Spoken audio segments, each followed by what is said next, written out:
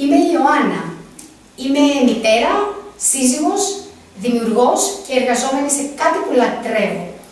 Πολλοί κόσμος με ρωτά πώς ασχολήθηκα με τη βιωματική εκπαίδευση για μωρά και το πρώτο πράγμα που έρχεται στο μυαλό μου είναι η μέρα που γέννησα στην Αγγλία την πρώτη μου την κόρη. Μια στιγμή αξέχαστη, μια στιγμή που βίωσα κάθε λεπτό του φυσιολογικού τοκετού, σε μια χώρα που ήταν 100% υποστηρικτική με τη φυσιολογική διαδικασία και με μια σχετικά εύκολη και ομαλή εγκυμοσύνη.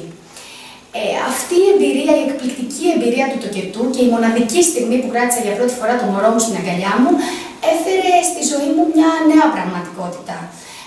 Αυτή η πραγματικότητα έχει να κάνει με μια σειρά από καινούργιες καταστάσεις, πρωτόγνωρες καταστάσεις, αλλά κυρίως με ένα ερώτημα που σχετιζόταν με το μωρό. Ποια θα ήταν από εδώ και πέρα η καθημερινότητά μας μαζί με το μωρό μας.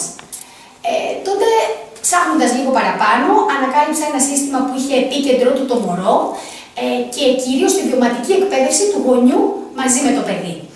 Από λίγων ημερών μόλις ξεκινήσαμε το βρεφικό μασάζ μαζί με τον μπαμπά μας φυσικά και βρήκαμε έτσι ένα ωραίο νόημα σε μια όμορφη καθημερινή ρουτίνα με το μωρό μας. Κάναμε εισιτηριακά παιχνίδια, ζήσαμε στιγμές μοναδικών ανακαλύψεων, πολλών πρώτων φορών και τότε κατάλαβα πόσο σημαντικοί είμαστε στην εξέλιξη των παιδιών μας και αποφάσισα να αλλάξω επαγγελματικό προσανατολισμό. Έτσι ασχολήθηκα με την εκπαίδευση των γονέων και των παιδιών μέσα από βιωματικές δράσεις, γιατί θέλησα να μοιραστώ αυτή τη μαγική πανέμορφη συνταγή που με έκανε τόσο πολύ χαρούμενη μαζί με άλλους ανθρώπους. Όταν ήρθε η ώρα τώρα να επιστρέψω στην Ελλάδα με την δική μου πια οικογένεια, ήθελα να μεταφέρω αυτή τη γνώση και την εμπειρία που απέκτησα στον δικό μου τον τόπο και στο δικό μου το περιβάλλον. Ήθελα να δημιουργήσω και εδώ έναν καινούριο και χαρούμενο κόσμο, μια καινοτόμα και πρωτοποριακή μέθοδο εκπαίδευσης.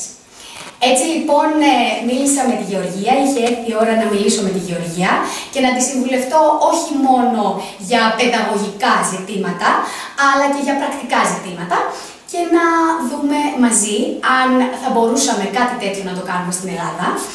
Και βέβαια θα μπορούσαμε να το κάνουμε και το κάναμε. Δημιουργήσαμε τα Active Babys and Kids.